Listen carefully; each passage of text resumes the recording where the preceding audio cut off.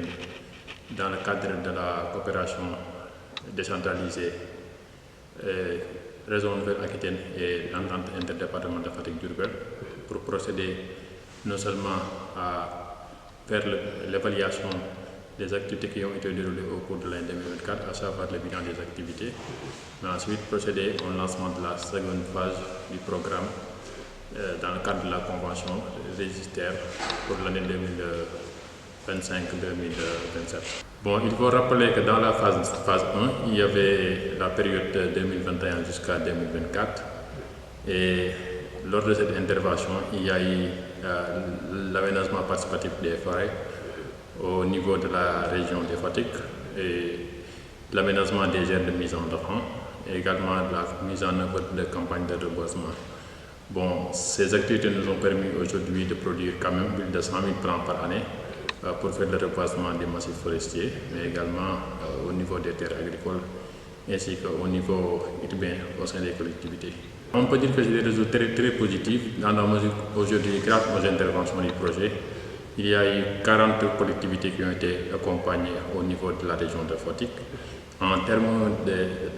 d'aménagement, en tout cas des massifs forestiers, aujourd'hui on peut dire qu'il y a environ 14 forêts qui ont été aménagées. Et dans le cadre de l'accompagnement des populations pour la production de pépinières, il y a eu plus de 40 pépiniéristes qui ont été accompagnés et qui aujourd'hui, grâce aux interventions, ont pu collecter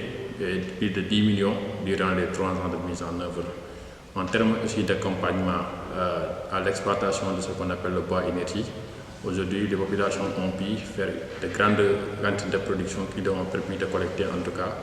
pour cette année-ci même plus de 4 millions dans le cadre de l'exploitation du bois énergie. Donc c'est des résultats quand même satisfaisants globalement grâce aux différentes actions menées par le projet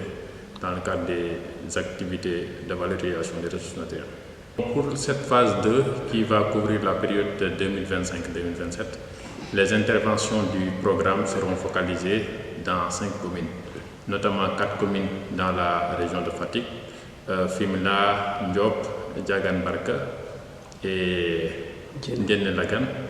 Et pour ce qui est de la région de Diourbel, on va intervenir principalement dans la commune de Ngogom, située dans le département de Bambey. En termes de nouveautés, au-delà, on a prévu en tout cas d'accompagner les collectivités dans l'élaboration ou la réactualisation des plans de développement, à savoir des PDC ou bien les plans d'action climat. Et l'autre nouveauté, c'est vraiment la mise en place des cadres territoriaux de concertation au sein des collectivités qui vont permettre en tout cas d'intégrer les organisations communautaires de base constituées de jeunes et de femmes qui interviennent sur des actions en lien avec le climat et faire vraiment une animation qui va permettre de pousser les collectivités à mieux intégrer des lignes budgétaires qui vont prendre en charge la prise en charge des problématiques liées à la gestion des ressources naturelles. Le projet envisage également en tout cas de s'appuyer sur 2 leviers principalement, à savoir les actions d'atténuation et les actions d'adaptation. Pour les actions d'adaptation, il s'agit d'accompagner les populations à ce qu'on appelle la promotion de l'agroécologie. Et pour ce qui est d'atténuation, il s'agit en tout cas de mieux renforcer nos actions dans le cadre de la plantation, surtout au niveau des forêts,